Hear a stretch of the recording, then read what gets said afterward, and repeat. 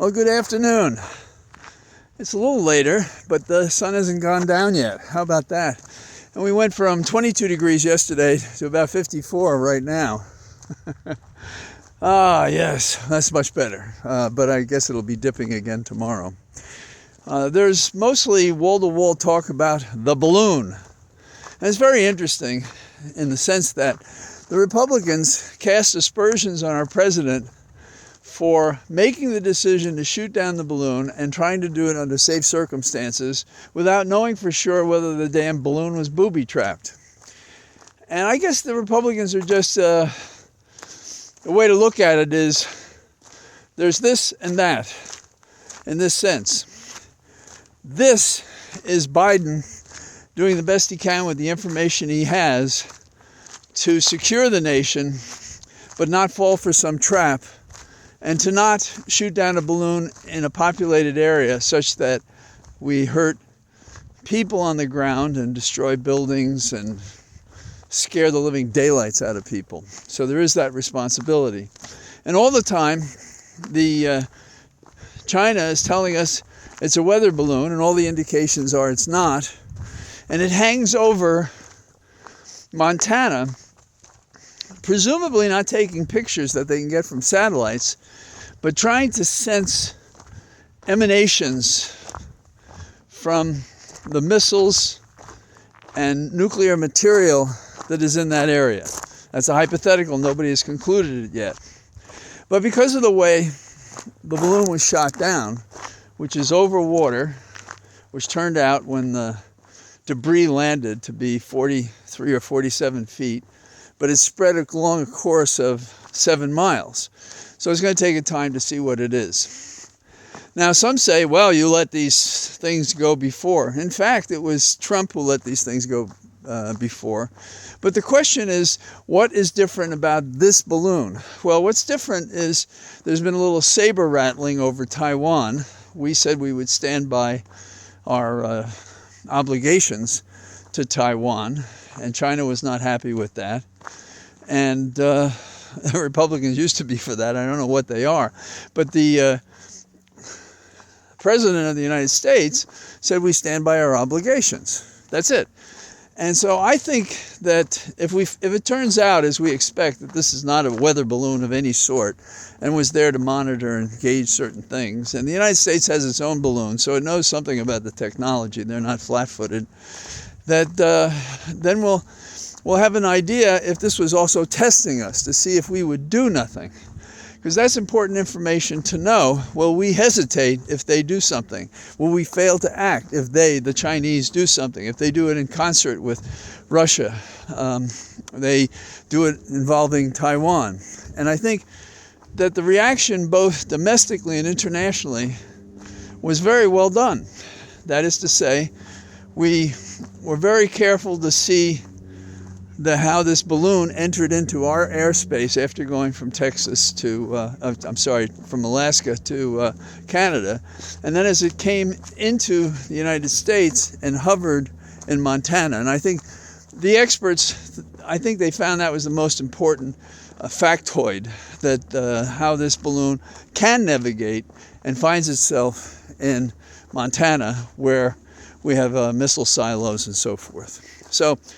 But the Republicans, who claim to be American and loyal and everything else, they're knocking a president, the commander-in-chief, for how he made a decision when he and the Defense Department and Homeland Security and others had the information and the calculations as to how to do what they could do.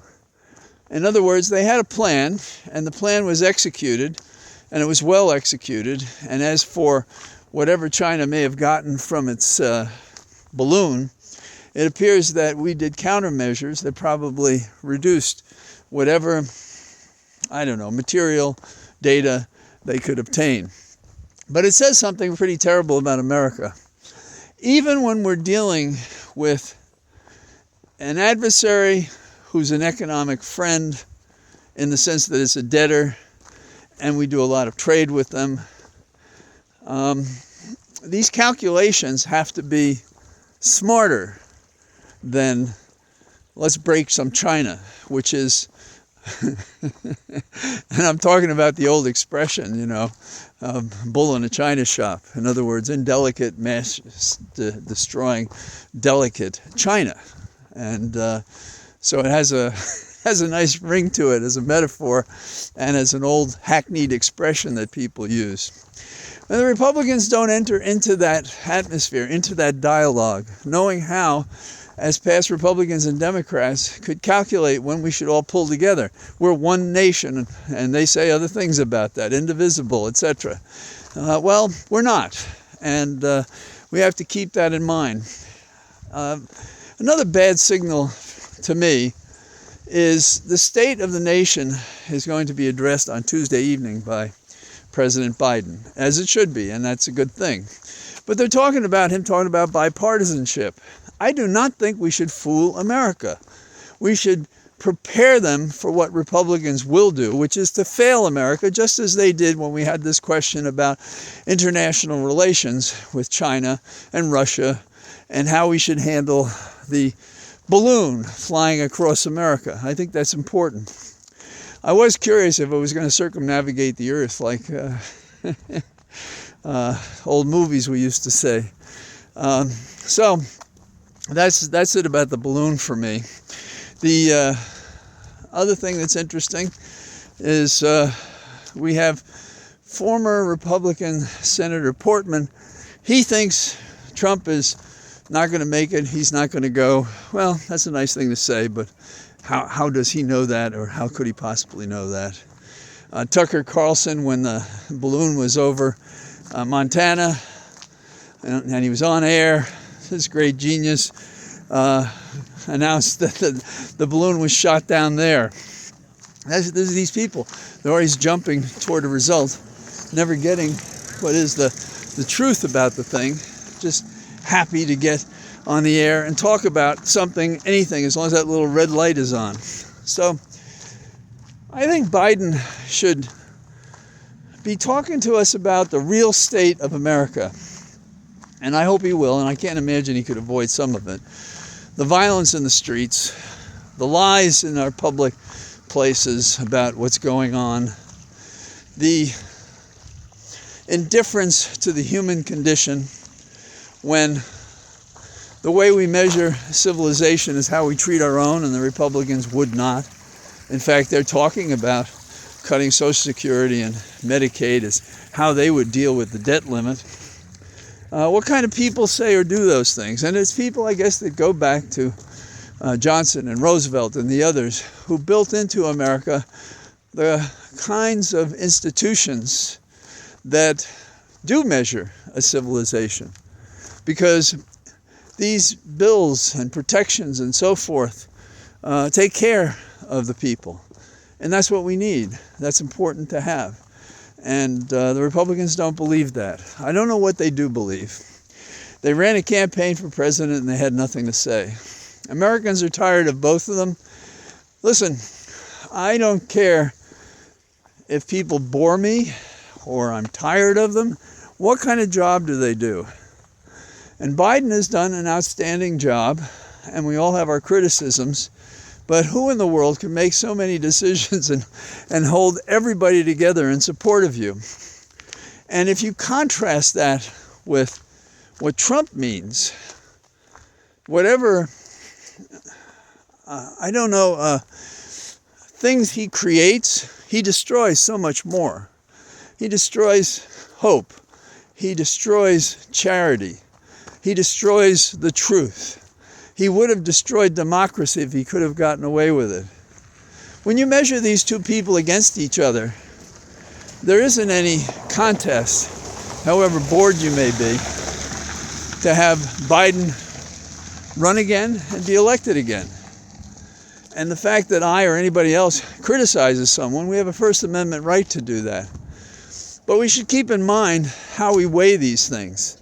For instance, do we weigh them such that when our nation is being confronted by an antagonist, can we pull together?